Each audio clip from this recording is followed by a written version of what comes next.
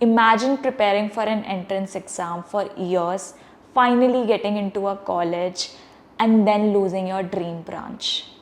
Not because of your marks, not because of your rank, but only because of a one decision that you took during the counseling. And that happened with me. And the worst part, there was no one to warn me.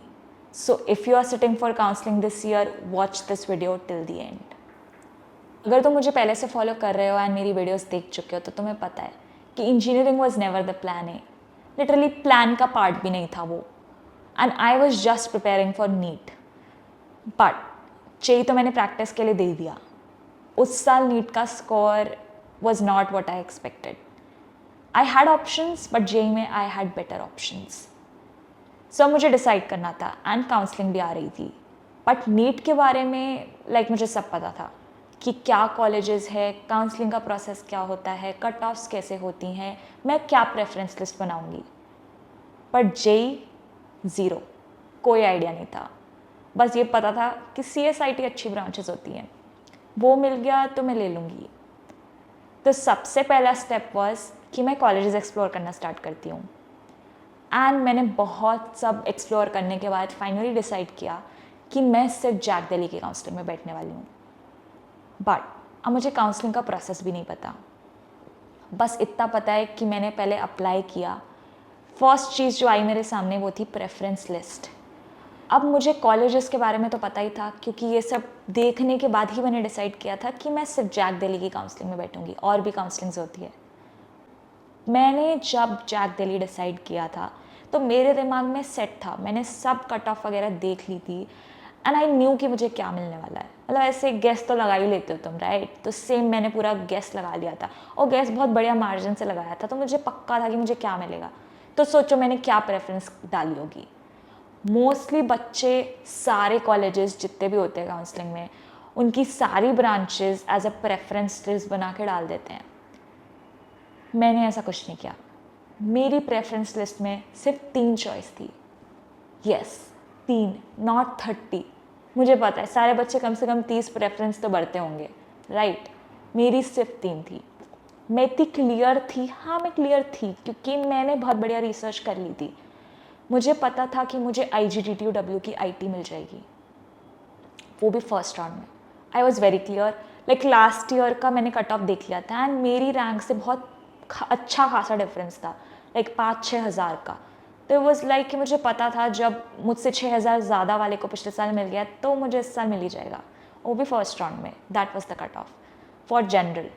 सो मैंने क्या किया, मैंने 3 ही preference डाली. IGTTU, CSAI, CSC and IT.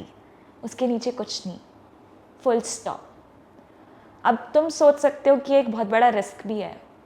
क्यों? क्योंकि मैंने IT के नीचे कुछ डाला ही नहीं. क्या पता इस साल क्या हो रहा हो.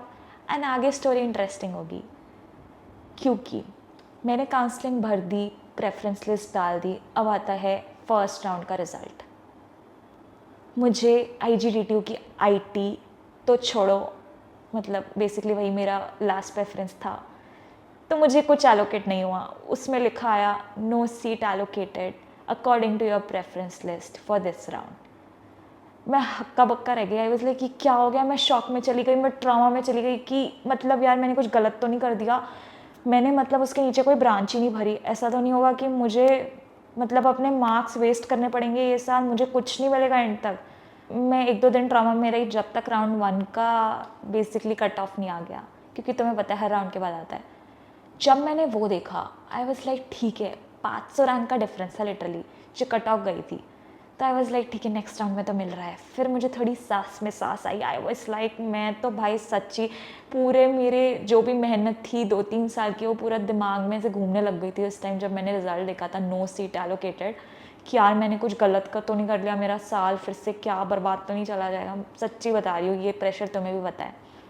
फिर आया सेकेंड राउंड का रिजल्ट एंड फाइनली मुझे IGTTU की IT एलोकेट हो गई थी. तो आई वॉज लाइक हैप्पी इनफ कि ठीक है चलो अब कुछ तो है मेरे हाथ में उस साल. बट अब मैं बताती हूँ, जब मैंने कट ऑफ देखी थी तो सोचो मुझे IT फर्स्ट राउंड में मिल रही है तो आगे के राउंड्स तक आते आते CSC तो मिल जानी चाहिए, right? And this is what I saw according to पिछले साल की cut off. I was like कि कुछ राउंड्स बाद, क्योंकि फर्स्ट में IT मिल रही है, 2-3 राउंड में मुझे CSC भी मिल जाएगी। CSI AI तो मैंने टाइम पास के लिए लगाई थी, आई वॉज श्योर नहीं मिलने वाली है, बट ऐसे डाल देते हैं। सबसे इंपॉर्टेंट चीज़, तुम्हें पता है ना कि तुमने जो प्रेफरेंस लिस्ट बनाई है उसमें से अगर तुम्हें कोई भी सीट एलोकेट होती है किसी भी ब्रांच में, किसी भी कॉलेज में, तुम ये नहीं सोच सकते कि नहीं यार ये वाली तो नहीं चाहिए थी, बस ऐसे ही डाल दी थी, बाद में जब मुझे जो चाहिए जब मिल जाएगी तब मैं पैसे पे करूँगा। ऐसे नहीं होता है। अगर तुम सीट के पैसे जिस राउंड में तुम्हें पहली सीट मिल रही है, चाहे वो तुम्हें चाहिए या नहीं चाहिए, बट तुम्हारी प्रेफरेंस लिस्ट के हिसाब से है ना, तो उन्होंने उसी हिसाब से तुम्हें दे दिए, तुम्हें मिल गई है, तो तुम्हें पैसे पे करने पड़ते हैं। उसके बाद ही तुम आगे के राउंड्स में बैठ सकते हो। नहीं पे करे तो बाहर हो जाओगे, आगे के राउंड्स में कुछ नहीं मिलने वाला, वो लिस्ट जो बनाई थी वो गई, वेस्ट हो गई। अब आते हैं 5th राउंड के बारे में। वो इंटरनल अपग्रेडेशन राउंड होता है। जो पहले 4 राउंड्स थे, अगर तुम्हें उसमें कोई भी सीट एलोकेट हुई है तभी तुम उस राउंड के लिए एलिजिबल हो।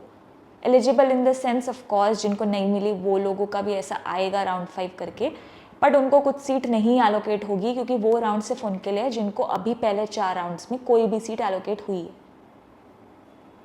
एंड वो राउंड आते आते आई वॉज लाइक CSC तो मिल जानी चाहिए थी पिछले साल के हिसाब से, बट फिर से ड्रामा हो गया, नहीं मिली। एंड उसके बाद स्पॉट राउंड होता है जिसमें सिर्फ बची कुची सीट्स ही जाती हैं, तो CSC तो कोई नहीं भेजेगा स्पॉट राउंड में।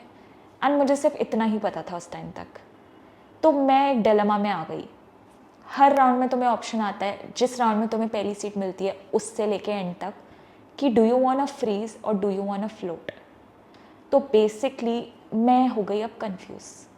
फिर से मेरे दिमाग में थॉट्स आ गए कि भाई इस साल बर्बाद ना चला जाए, कहीं अगर मैंने फ्रीज़ नहीं करी तो ये सीट स्पॉट में किसी और को दे देंगे क्या। फ्रीज़ मतलब तुम पक्का कर रहे हो कि तुम्हें ये सीट चाहिए। मुझे IT मिल चुकी थी and I was satisfied, but अब स्पॉट में तो CSC नहीं होगी, तो मैं क्यों ही जाऊँ, रहने देते हैं। मैं चांस भी नहीं लेना चाहती, मैं अपना साल नहीं बर्बाद करना चाहती। फ्रीज़ का मतलब फिक्स है, तो मेरा कॉलेज फाइनल है, ये कर देती हूँ। मैंने चांस नहीं लिया, 5th राउंड में मैंने फ्रीज़ कर दिया। अब आता है कॉलेज का फर्स्ट डे।